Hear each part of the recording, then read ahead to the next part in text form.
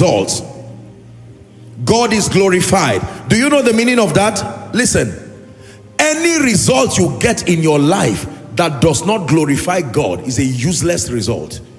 Any lifting, any prosperity, are we together now? This is the difference between the world's way of seeking power, the world's way of seeking fame, increase, and so on and so forth. Listen, the reason why that happens to them that way is because there is nothing that drives them. Their world is governed by self.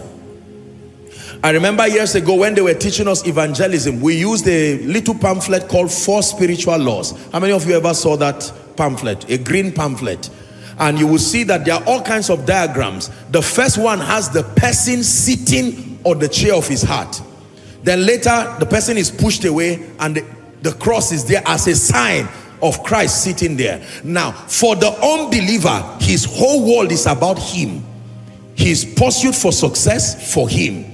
His pursuit of greatness for him. Usually it is to prove a point, to prove to everyone who thought they were failures. But when you come into Christ, the angle with which you approach the subject of victory, success, and greatness is very different. Everything becomes for his name's sake. The reason why you want to prosper, for his name's sake. The reason why you want to do well, for his name's sake. Once that adjustment is made, your pursuit becomes godly. Your pursuit only becomes destructive if God cannot get glory out of what you are doing.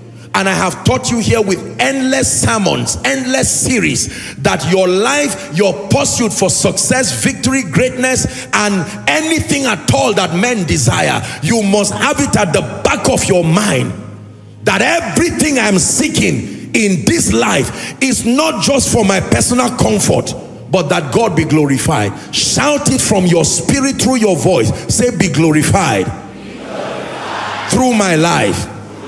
One more time, say, be glorified, through my life. Meaning, be glorified through my results. Be glorified as you lift me. Be glorified as you anoint me the more. Be glorified as koinonia expands. Be glorified as I take my children to better schools where they are taught great values and help them to become great people. Be glorified as I move from a tenant to a landlord. Be glorified as I get to a point where I am so blessed, I am now a blessing. I sleep in peace, not worrying about tea and bread. Be glorified. Someone say it again. Say, be glorified, through my life. Say it again. Be glorified, through my life. Every time I'm preparing for the miracle service, usually the theme of my prayer is this: Lord, visit your people.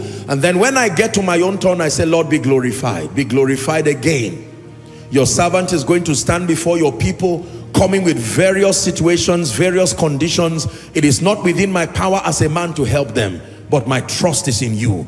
And when I begin to say be glorified, I just sense waves and waves of the anointing, because God knows my heart is sincere before him. That everything I'm about doing as I stand upon this stage is to glorify him. The success that does not glorify God is useless success. The promotion that cannot glorify God is useless promotion. Now let me digress for a minute. And what does it mean for God to be glorified? I will tell you. God is only glorified to the degree to which Jesus is revealed through any growth, through any result, so that we are not vague in our discussion. Many people say be glorified, but there is no definition to what they are saying. I'm deconstructing that expression for you so that you are not left at a loss. Every time you are saying God be glorified, what you mean is through the result that come by engaging this, through my growth, let Jesus be revealed. I like it. Koinonia captures it so beautifully. In fact, in my opinion, is the most beautiful expression of glory that I know. Jesus revealed, Jesus glorified, Jesus revealed. So the bargain in the spirit is, how is God's interest protected, defended, and advanced? That is the bargain. It is a question you must answer if you want to do business with God. Lord, I'm trusting you to make me a billionaire. Fine and good. Here is the bargain again. How will the purposes of God be advanced through the millions? How will the purposes of God find expression? Let me tell you the truth. It is a bargain that if you cannot answer and you cannot step into, forget about doing business with God. Are we together? Lord, I'm trusting you to give me a great church. I'm trusting you to give me a global ministry. And God says, all things are yours. But here's the question. By the time I bring thousands and tens of thousands, by the time I multiply influence, I multiply bread, I multiply your voice, how will Jesus be revealed through it? Oh, many souls will come to Jesus.